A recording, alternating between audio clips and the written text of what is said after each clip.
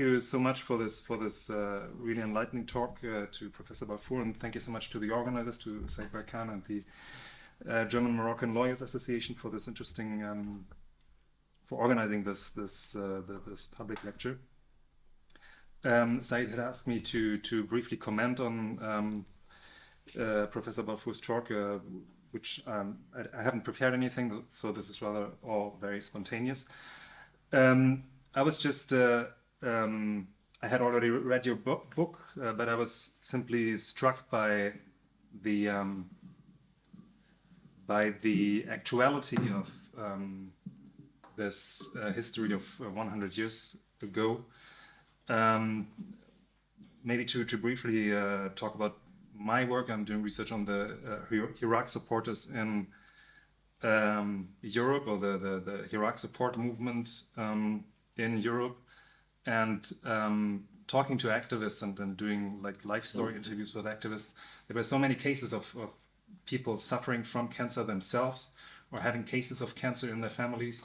So I found it really enlightening how you pointed to these new studies on epigenetic cancer in these journals, Interdisciplinary Toxology and Health and Conflict. And it really shows the materiality and the material consequences, so to say, the toxic shadows of the colonial past that still haunt an entire population today. And at the same time, I find it so interesting that there have hardly been any spaces to articulate the suffering and to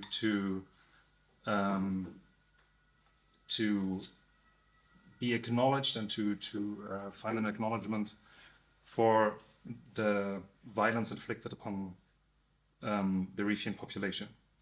Also ich wollte nur sagen, ich hatte zunächst mal vielen Dank für die Organisation und an Professor Balfour. Ich fand das sozusagen sehr beeindruckend. Also viele werden sicherlich sein Buch hier gelesen haben.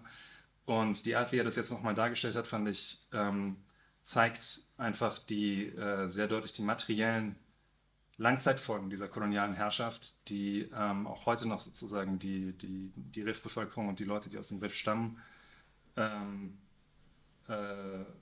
verfolgt sozusagen und in irgendeiner Form betrifft. Also ich forsche zur Iraker Rif-Bewegung und den Unterstützern in der marokkanischen und rifischen Diaspora.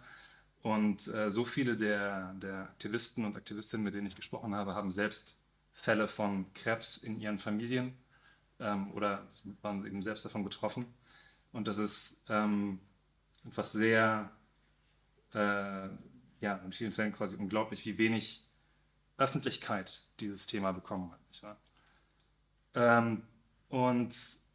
Maybe I'll switch back to English.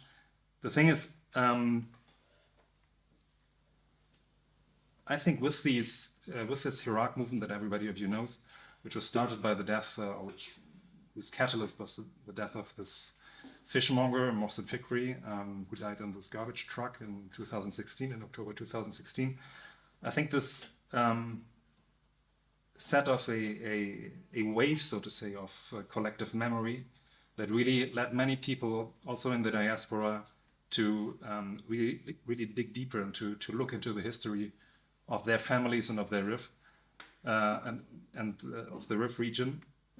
And the thing is, if you talk to activists of the Iraq supporters, many of them, particularly the second or third generation of people living in Spain or in France or in Germany, they now go back to their grandparents and to their parents to ask questions about the Rif War on the one hand, but also the subsequent conflicts. For example, the Rif Revolt of 1959 and 1958, the uprisings or the so-called Bread uprisings of 1984. And I mean, I was wondering, Professor Balfour, you're a historian and you've done a lot of archival work and at the same time oral history with survivors. And I was wondering from a perspective of memory studies or of collective memory, how would you assess the recent, or what would you suggest how these recent events, be it the Arab Spring protests, but also the Iraq Rif protests, how or which processes of collective memory have they set in motion? Or what would you conjecture what their effects were? Now, that would be one question that I have after your talk, and the other question would be, you highlighted that there are so many, that this was like a forgotten war, or a long time ignored war of many firsts. It was the first time toxic gas was used against civilians. It was the first aerochemical war. And at the same time, if you look at the agency of the resistance, of the Rif-Krieg resistance, there were also many firsts, isn't it? It was one of the most, the biggest losses a colonial power ever inflicted on a colonial power. That is the so-called disaster of Anwar. And at the same time, would you or something that you often hear if you talk to activists, for example, is that actually the entire anti-colonial guerrilla movements in the world that kind of started around that time in the 50s and 60s were inspired by Abdelkrim and by his tactics, or the tactics that he developed. Could you maybe briefly comment on this too? And well, you talked about epigenetic cancer. You briefly mentioned the aspect of residues of mustard gas, maybe in the groundwater, in stones and buildings. And I wondered if there's any new research on this too, on the second aspect of maybe like coming in contact with these residues, like you mentioned when you visited the Abdelkrim's former headquarters in Ashdir. If there's any research on how touching objects that were contaminated by mustard gas and with mustard gas like 100 years ago, how that still inflicts harm nowadays. Professor Balfour hatte diese jüngsten Studien zur epigenetischen Weitergabe von Krebs durch Senfgas angeführt, und eine andere Frage wäre ja noch, inwieweit jetzt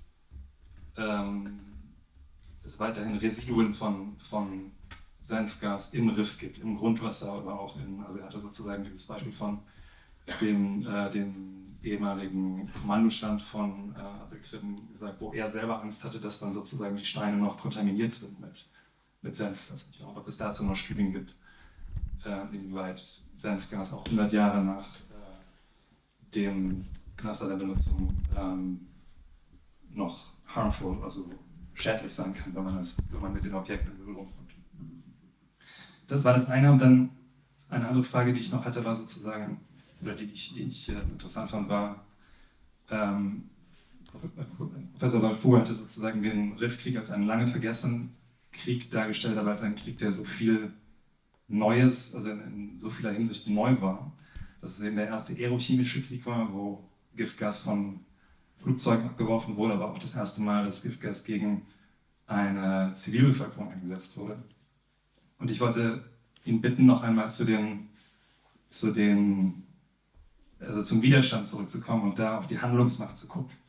Und auch in dieser Hinsicht denke ich, das ist irgendwie in vieler Hinsicht ein neuer Krieg, in dem Sinne, dass Abdelkrim Guerilla-Taktiken entwickelt hat, die später exportiert wurden und in anderen antikolonialen Kämpfen angewandt wurden. Und genau, die Frage ist eben, okay, wie viel ist davon Legende oder wie viel ist es sozusagen unter Historikern wirklich belegt? Und das war sozusagen also wenn man sozusagen sich die Agency, die Handlungsmacht des Widerstands anschaut, war es eben auch eine der größten Niederlagen, die eine Kolonialmacht jemals erfahren hat, sozusagen. Gut, ich glaube, das waren die wichtigsten Punkte. Vielen Dank. Vielen Dank. Yes. So these were the first questions, and then we will... Yes, I'm not sure I can answer your questions, Christoph. I welcome the news that the new rebellions, starting from the Arab Spring, and subsequently have raised questions about the past, have linked what is happening to people now, the unemployment and so on, to the treatment that they have received from colonial powers in the past. I think that's a very positive thing, that we start to understand our own histories, going back generations. I would welcome that. I have no evidence of that because I'm not been involved in that, and perhaps I've not followed as much as I would like to. But detonating memory through rebellion, I think, is a very important aspect, and it's up to us also to make that link and to try and broadcast it as much as possible. As for the influence of Abd el-Krim, well, yes, indeed, Abd el-Krim has been of interest to all sorts of people, and one I want to pick out in particular because it's an area I've studied, and that's Che Guevara. Che Guevara was very, very interested in Abd el-Krim's guerrilla tactics, and was influential in the movement in Cuba, which led to the Cuban Revolution. And finally, as far as the residue of mustard gas, that's a very difficult question. I have asked experts on that question, and they weren't able to give a very clear answer. It is not known. And not enough research is being done. That's the problem. And I mean, there's lots of research that can be done in Morocco if the Moroccan state allows it to happen. Certainly, I would be very, very glad if research can be done into any residues that might remain there. I think it has to be done with official sanction. I don't think it's something that can easily be done secretly. So I'll leave it at that. Thank you very much. There are no secrets in Morocco, so.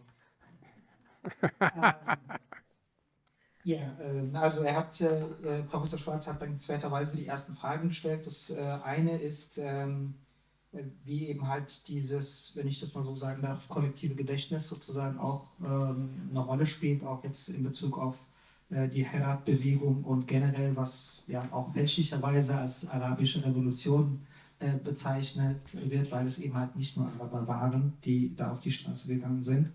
Wie das sozusagen auch einen Effekt hat, und Professor Balfour hat darauf geantwortet, dass er das sehr positiv findet, wenn man sich eben halt mit der Vergangenheit beschäftigt und auch den Link zu der Neuzeit eben hin und her stellt, wie eben halt das, was eben passiert ist, auch Nachwirkungen beziehungsweise weiterhin sich manifestiert. Und er findet das sehr wichtig, dass man sich eben halt damit beschäftigt. Er kann aber natürlich nicht jetzt Konkretes zur Herat-Bewegung oder zu anderen sagen, weil er eben einfach da nicht genug informiert ist oder keine Expertise in dem Bereich hat. Dann die andere Frage war, inwieweit hat Krim Khatabi sozusagen als Role Model für die anderen Freiheitskämpfer gedient hat, ob das historisch faktisch belegt ist oder etwas ist, was sozusagen nur eine Legendenbildung, insbesondere natürlich auch von der rifischen Bevölkerung sein kann. Und so wie ich ihn verstanden habe, korrigieren Sie mich, Herr Professor Schwarz, ist, dass er gesagt hat, ja, das wäre schon so gewesen, dass da ein Einfluss gegeben war, und er kennt sich ja damit aus und hat das Beispiel von Che Guevara genannt, dass er dann großes Interesse hat, wie eben Khatabi diese Guerilla-Taktik erstmalig angewandt hat. Ist so richtig ungefähr, ne? Und die letzte Frage, die auch von sozusagen fortwährender Bedeutung ist, inwieweit eben halt immer noch sozusagen der Einsatz des Giftgases Restbestände, eben diese weitere Kontamination eben halt besteht, ob er da irgendwie was dazu sagen kann. Und Professor Balfour sagte, das größte Problem sei eben, dass keine Untersuchungen gemacht werden, weil sie eben einfach nicht erlaubt werden. Und er würde es sehr begrüßen, wenn eben diese Sachen untersucht werden und man eben halt das rausfindet, um eben halt genaueres eben sagen zu können. Es ist nicht so, dass eben das nicht möglich ist, sondern dass es eben halt nicht erfolgt ist. Und hat dann eben gesagt, dass das, ich denke nicht, dass man das ohne die staatliche Seite machen kann, worauf ich gesagt habe, das geht natürlich nicht. In Marokko ist nichts geheim, sondern es wird alles mitverfolgt. Gut, jetzt sind Sie dran und können Ihre Fragen und Kommentare stellen. Laden Sie gerne ein. Wir haben hier zwei Experten, Professor Balfour aus England und Professor Schwarz hier aus unserer Ecke, aber eben halt auch in Innsbruck beheimatet, mittlerweile zumindest akademisch. Ihre Fragen bitte. Bitteschön. Ist mehr sehr. In English, go ahead. Should then first the organizers and then my friend now, let's say Balfour, for shedding more light on this controversial topic. Yeah. But after all these years, we realized how little we know about what happened during the brief war. So we know very little about that, about the use of chemical weapons. The problem is that we know nothing about what happened to the chemical weapons that were not used, all about those stocks. So this would lead us to hypothesize and saying that the Spanish simply they have thrown all those tons of chemical weapons that were not used just in the sea, because we know that in the factory, which is in the near Berea, it is on the border of the sea. So at that time, they had neither the expertise nor the money, because it's very expensive to destroy chemical weapons. It's billions and billions of euros. And this also would explain why people from the region of Nador, meaning the eastern part, these were not bombarded by chemical weapons, but they show the same rate of cancer as the ones in the region of Hasima. So, for what reason? If we accept this hypothesis that cancer was caused by chemical weapons, especially mustard gas, so but how this happened with people living in the region of Nador? Was it not for those chemicals that were thrown in the sea, and then they are using the fish taken from the place, because I went to the place where my Stanford factory was there, and the fishermen just took the fish in the spot where the factory was. So this is you think about. Thank you. Thank you very much. Vielleicht nochmal zur Vorstellung. Der Herr, der jetzt gerade gesprochen hat, der hat das Buch von Professor Balfour vom Englischen ins Arabische übersetzt, was ich eben auch erst mitbekommen habe, und hat dementsprechend auch Expertise, hat die Frage gestellt, was ist eigentlich passiert mit dem Senfgas, was eben nicht verbombt wurde auf den Rif. Und er hat eben die Hypothese aufgestellt, oder die These aufgestellt, dass das eventuell in der Nähe von Nador einfach ins Meer sozusagen geschüttet wurde. Und das erklärt auch, dass die Krebsrate in der Nähe von Nador exorbitant hoch ist, im Verhältnis auch, oder genauso hoch ist wie in Hasima, wo eben halt auch große Flächenbombardements stattgefunden haben. Und diese Hypothese stützt ja auch sozusagen auf die örtliche Nähe zwischen Nador und Lilia, weil dort eben halt auch eine Fabrik wie soll ich sagen, des Einsatzes über Flugzeuge dann bestand, und ob das eben halt eine unterstützenswerte These wäre und ob er darüber Bescheid wüsste. Thank you very much for drawing attention to that. It's not something I have studied. It's interesting that levels of cancer are as high in areas not bombed. And the whole question of the disposal of chemical bombs, I mean, we need to see the evidence, obviously, of levels of cancer, and that's not something that can easily be obtained. To measure that against those areas that were bombed. Certainly, what I looked at was not evidence so much of adults but of children. In other words, I wanted to demonstrate that there might be, because of course it's a hypothesis, a link between epigenetic cancer and the use of mustard gas. So I looked, actually, not something reflected in the statistic I gave, I looked at all the villages that I collected that were bombed, collected from the archives, that were bombed with mustard gas. And saw a pattern emerging of epigenetic cancer.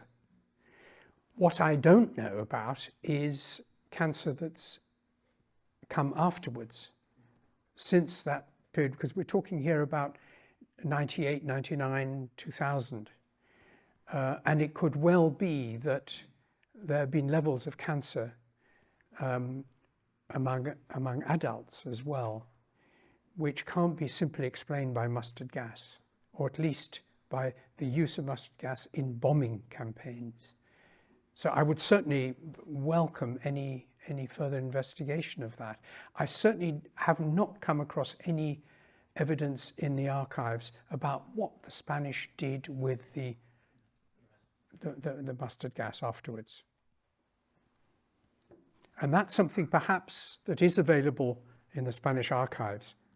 Perhaps not so much the military archives as perhaps the Home Office, or anyway, it could be an area of research for anybody who's interested in Spain, because at least those archives should be accessible now anyway.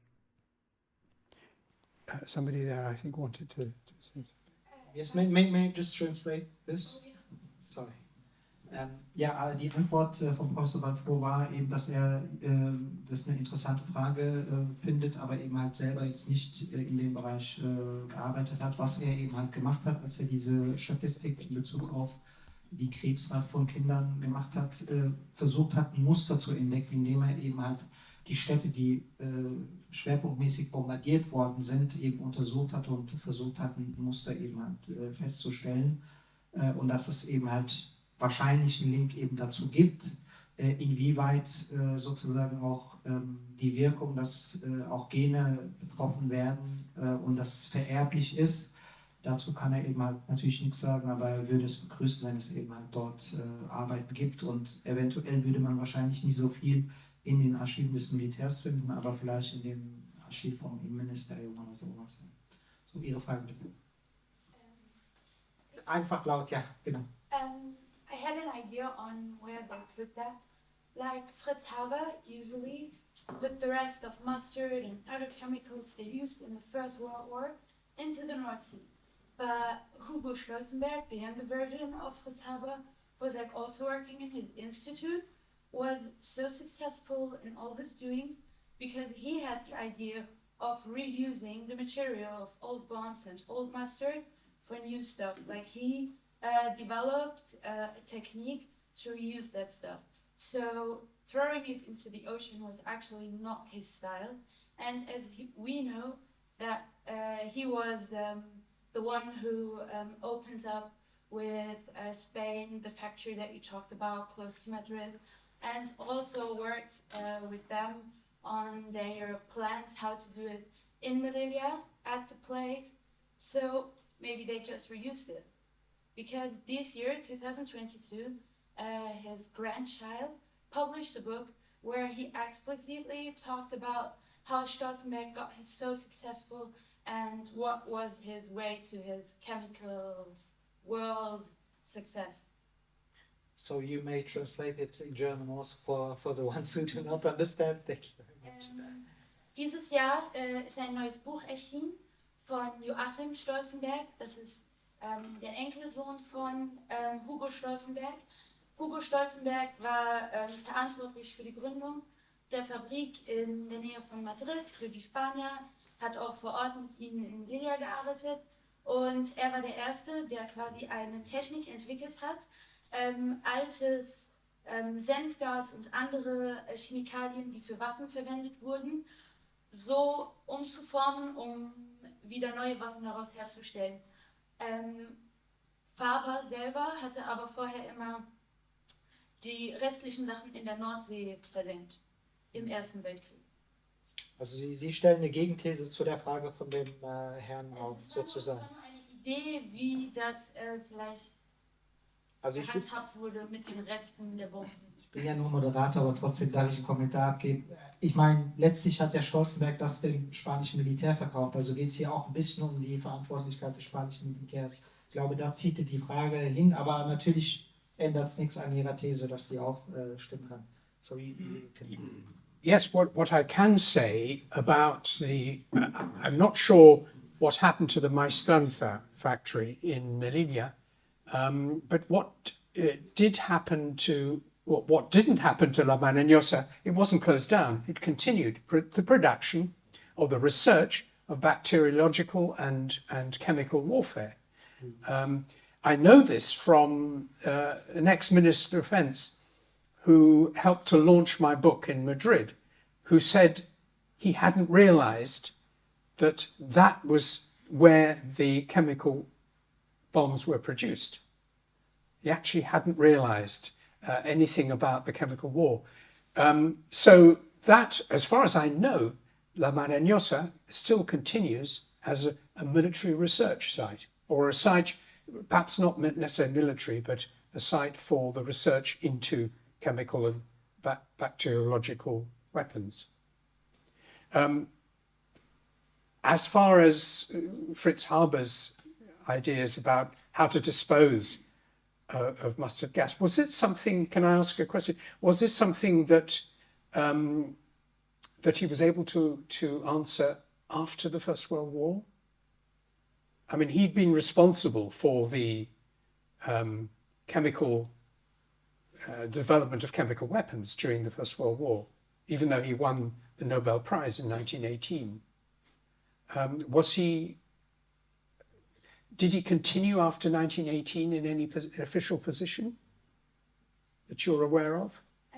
I'm not aware of. I just know that like Stolzenberg continued Yes. the rest of the institute afterwards. Because like 1990 there was like the Versailles Vertrag. Actually Germany like stopped at that time in producing for themselves because they had to of the contract. But like the only way to take action in this was like selling to Spain.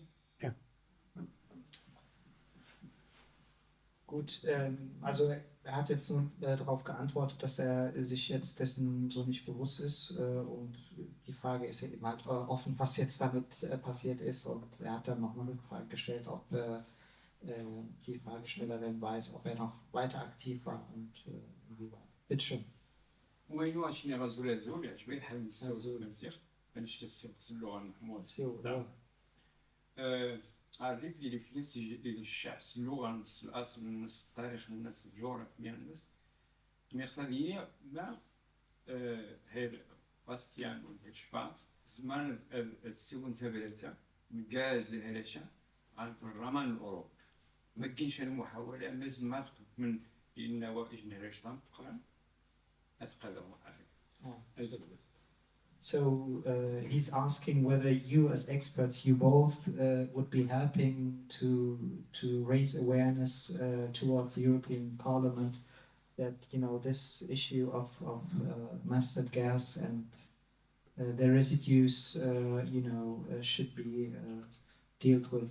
So though you're a scientist, there is I think the wish that you would speak out to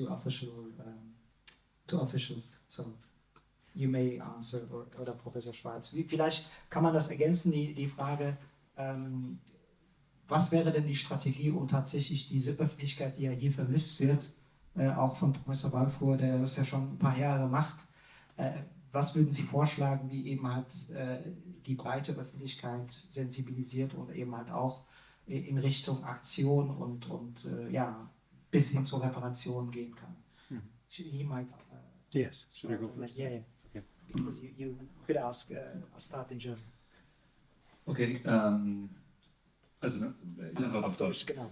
Also danke für die Frage. Also ich denke, es passiert einiges im Europäischen Parlament. Oder es gibt sozusagen jetzt diese Gruppe der Freunde des Rif, die sich auf Initiative von Irak-Unterstützerinnen gegründet haben.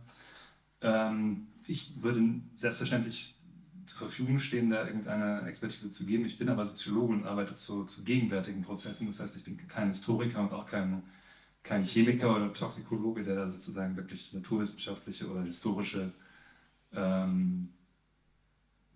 Evidenzen bringen könnte. Oder sowas, ja. Ich denke, was ein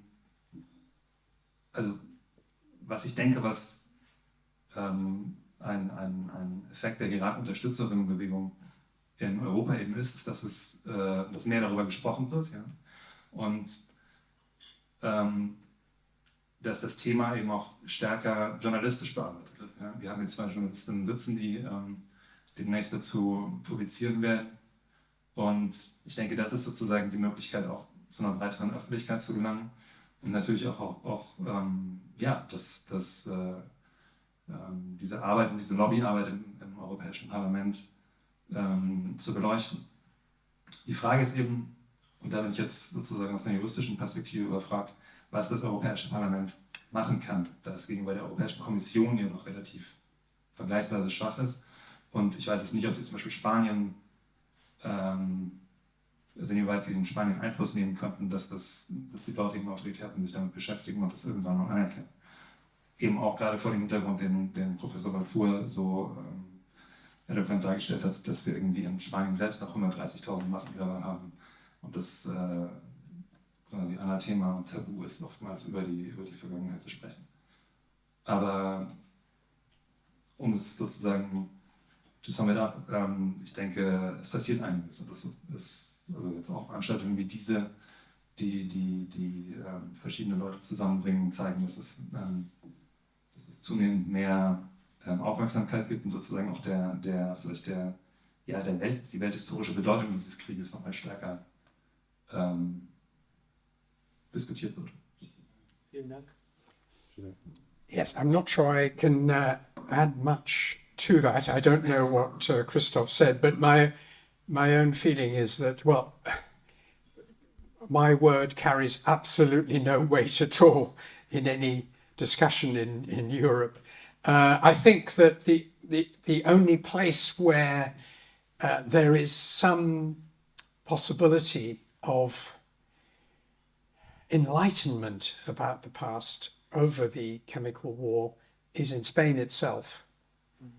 Because Spain is opening up a bit. Obviously, the political situation is quite complicated. The present government is a minority government, but certainly there has been an interest about the past that's been opening up recently. And so I would hope that the initiative might begin in Spain and go beyond that to a European level.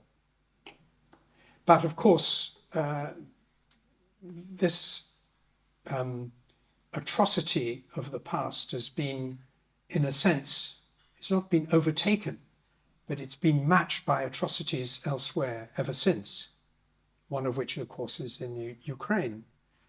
And it's going to be very difficult to grab the attention of European Parliament for an event that took place a long time back. So I think it's got to be, above all in Spain, when any action is going to take place to clarify the past, to open up the past.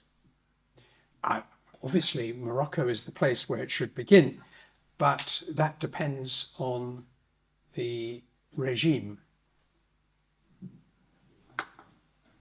Thank you very much. Also er sagte, dass natürlich eben eigentlich Spanien der richtige Ort ist, wo eben die Anerkennung und entsprechend die Problembehandlung erfolgen kann. Und er sieht zwar, dass sich sozusagen eine Öffnung in Bezug auf die Aufarbeitung der eigenen Geschichte und natürlich eben halt auch dieses Teils der spanischen Geschichte gegeben ist und dass man da wahrscheinlich noch ein bisschen braucht. Aber er sagte, eigentlich sollte auch Marokko dasjenige Land sein, das sozusagen das auch einfordert. Aber das muss natürlich eben halt vom Regime dann auch so gewollt sein. Wenn ich wie gesagt, ich bin eigentlich nur Moderator, aber da ich der einzige Jurist jetzt hier vorne bin, auch die Frage, inwieweit eben das Europäische Parlament der Kommission etwas vorschreiben kann. Da haben Sie schon richtig recht. Das Europäische Parlament ist leider sehr schwach, aber politisch gesehen kann es natürlich eben halt Signale aussenden. Ne? Also ich sag mal, wenn jetzt ein Völkermord an den Armeniern politisch in den Nachrichten ist und das anerkannt ist, hat das eine Sogwirkung, die eben auch nicht juristische, aber zumindest wenn wir vom kollektiven Bewusstsein sprechen, dieser Art der Aufarbeitung eben halt, dass es überhaupt einen Ort gibt, wo das diskutiert wird, würde schon mal der erste Schritt sein. Und das andere, geht ja auch um Reparation im Sinne von, dass es gar nicht juristisch aufgearbeitet wird. Wenn wir uns Deutschland anschauen, die Völkermorde an den Hereros und Namas, ist es ja auch nicht juristisch. Aber dadurch, dass eben halt zumindest keine Anerkennung, aber eben halt eine Öffnung zu sagen, naja, wir haben da mal was gemacht, und wir haben einen Sonderbeauftragten und der soll sich mal damit befassen. Eine Art von auch Verschleppungstaktik, würde ich mal sagen. Aber es wäre schon so, dass es eben halt ein starkes politisches Statement ist, weil es eben halt dann auch Spanien so ein bisschen in die Defensive bringen würde. Das ist meine Einschätzung, die ich mir jetzt hier erlaubt habe als springender Moderator. Ja? Aber jetzt sind Sie wieder dran mit Ihren Fragen. Bitte schön. Ich versuche es mal auf Deutsch. Der Professor Balfour hat erwähnt, dass Marokko auch beteiligt war in diesem Überfall sozusagen. Nur ist es bekannt, in welchem Umfang? Also ich habe da mitgekriegt, dass da ca. 400.000 Soldaten seitens Marokko in diese Region geschickt wurde, um die anderen Beteiligten sozusagen zu helfen. Stimmt das was? Und dass auch die Amerikaner durch ihre Piloten auch beteiligt waren. Ist das wahr oder sind das Gerüchte? So he's asking about the involvement of the US, beginning with the last one, whether they were, participating via their pilots and staff. And the first question was regarding Morocco's role. You mentioned it slightly that they have a role in participating in the battlefield, and he was talking about 400,000 soldiers helping, the Spain and the French against the Rif. Do you have any evidence or any? Oh no. More details? What I referred to, talking about the United States. What I referred to was observers. Certainly not, the United States was not involved in any military activities, no. Lots of powers were interested in the effects, and they knew about this war.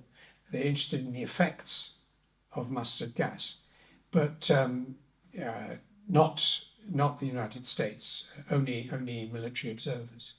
I might mention the British, in that the British had wanted to use mustard gas against the Kurds in 1919, and recent research has revealed that mustard gas was not used in the end. It was accumulated, but it was not used in the end because it was considered, for reasons that are not clear, logistically problematic, right?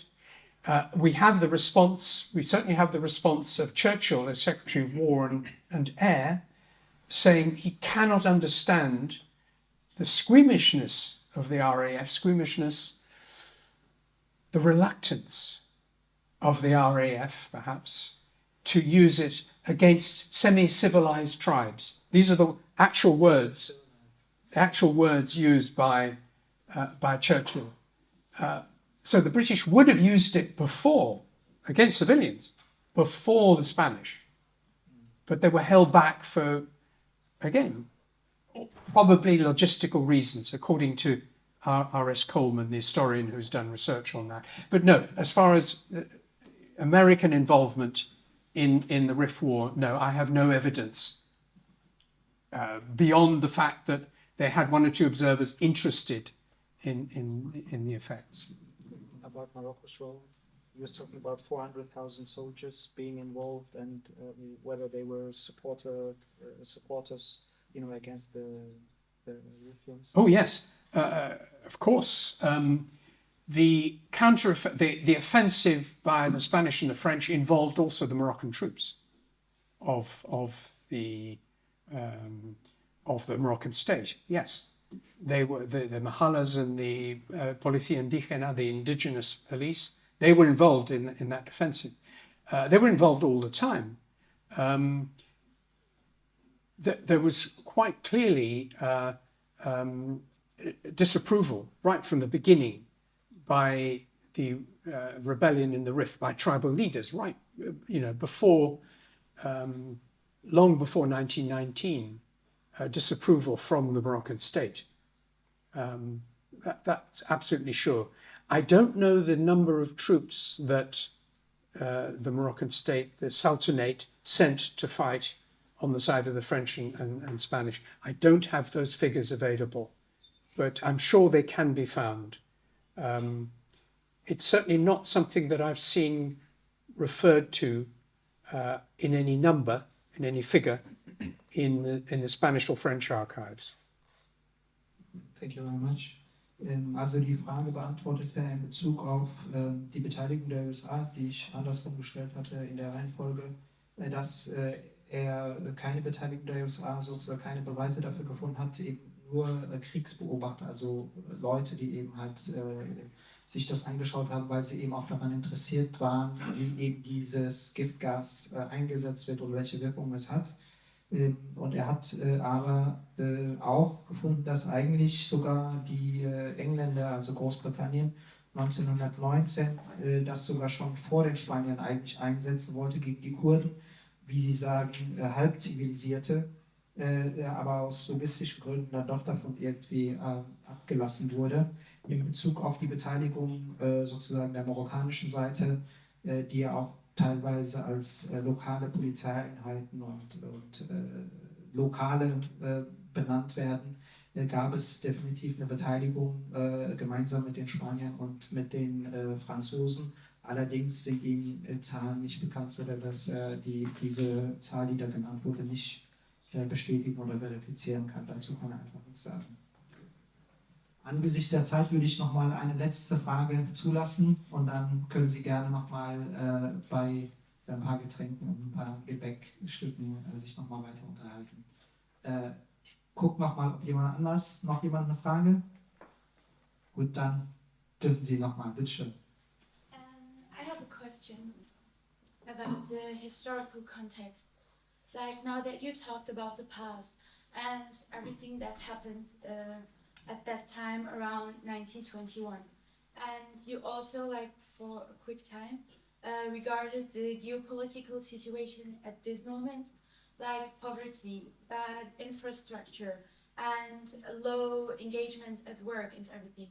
Would you say that there is a connection back to that time, from 1921 until the time to now to 2022, that this is, I don't know, like a consequence of what happened to that region in general? I think we need to have somebody from the Rif to talk about that. But certainly I think there's a connection. Yes, absolutely.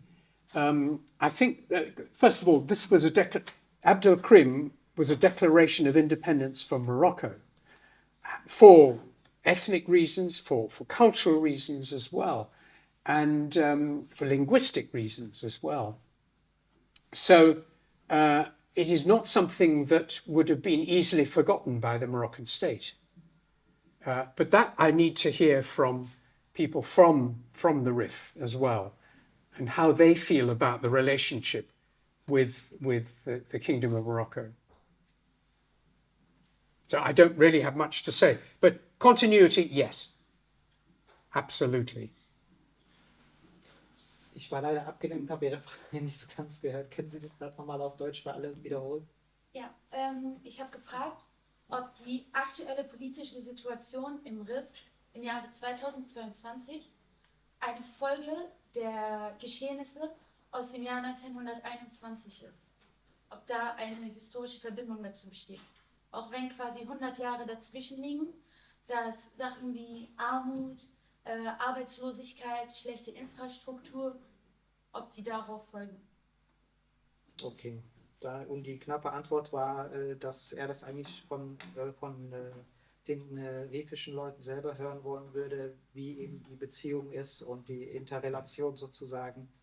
Und dass eben halt tatsächlich aber die Unabhängigkeit bzw. die Gründung der Republik auch ein Zeichen in Richtung sozusagen Eigenständigkeit in Bezug auf Marokko er das so liest und wahrgenommen hat.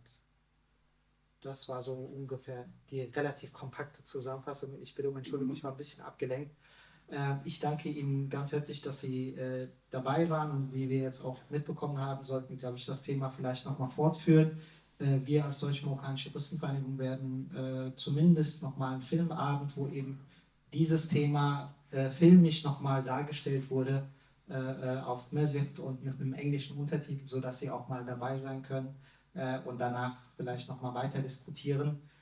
Danke Ihnen für Ihre Aufmerksamkeit und für Ihr Kommen. Sie sind, wie gesagt, eingeladen, nochmal für eine ungefähr Viertelstunde sich hinten an Getränken und Gebäck zu bedienen und vor allen Dingen auszutauschen.